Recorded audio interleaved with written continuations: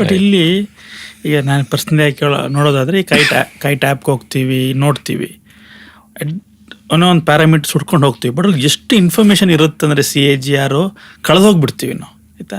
But ಇಲ್ಲಿ ಪ್ರಶ್ನೆ ಇರೋದು ಯಾವುದು ಸರಿ ಅಂತ ಹುಡ್ಕೋದು ಕಷ್ಟ ಆಗ್ಬೋದು, but which are the red flags? Red flags very straightforward. ನಿಮ್ಗೆ ಹೇಳ್ತೀವಿ ಅಂದರೆ ಸೈಜೇ ಇಲ್ಲ. ಚಿಕ್ಕದ ಕಂಪ್ನಿ 100 ಕೋಟಿ market cap, 50 crore market cap, ಅದು ಕಷ್ಟ ಅದು ಅನಲೈಸ್ ಮಾಡೋಕ್ಕೆ. So the smaller the company more difficult it is to analyse. Bigger the company more easier information ಸಿಗುತ್ತೆ ನಿಮಗೆ. So you might start with the big companies, ಅದನ್ನು ನೋಡಿ ಇದು ಮಾಡ್ಬೋದು. ಸೆಕೆಂಡು ರೆಡ್ ಫ್ಲಾಗ್ಸು ಒಂಥರ ನಾನು ಹೇಳ್ತೀನಿ. ಒಂದು ರೆಡ್ ಫ್ಲಾಗ್ ನನ್ನ ಮೈಂಡಲ್ಲಿ ಏನಂದರೆ, ನೀವು CNBC ಮತ್ತು ET ನಾವು ಎಲ್ಲ ನೋಡ್ತೀರಲ್ವಾ, ಬಟ್ ಬೇರೆ ಚಾನಲ್ಸು ನೋಡಿ. Some companies are advertising only on CNBC, even if they are not related to finance. Right.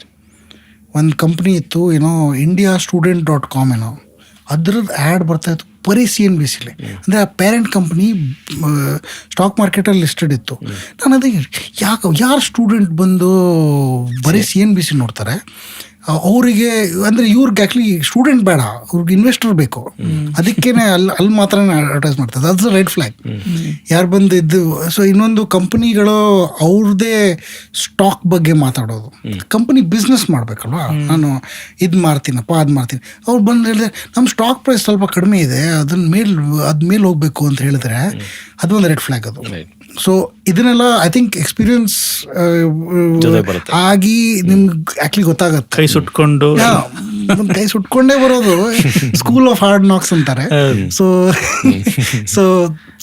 I think those red flags ಇರೋದು ಅಂದರೆ ಶಾರ್ಟ್ ಆನ್ಸರಲ್ಲಿ ಭಾಳ ರೆಡ್ ಫ್ಲಾಗ್ಸ್ ಇದೆ. More red flags then green flags. But ಎಲ್ಲಾನು ಇಲ್ಲಿ actually ಹೇಳೋದಂದ್ರೆ ಕಷ್ಟನೇ. Everything is nuanced. ಎಲ್ಲ ರೆಡ್ ಫ್ಲಾಗ್ಗಳಲ್ಲಿ ಒಂದು ಗ್ರೀನ್ ಫ್ಲಾಗು ಇರುತ್ತೆ ಒಳಗಡೆ. ಸ್ಟಾಕ್ ಪ್ರೈಸ್ ಇನ್ ಒನ್ ಸಂಪಡಿ this company you should by when it is expensive and sell when it is cheap.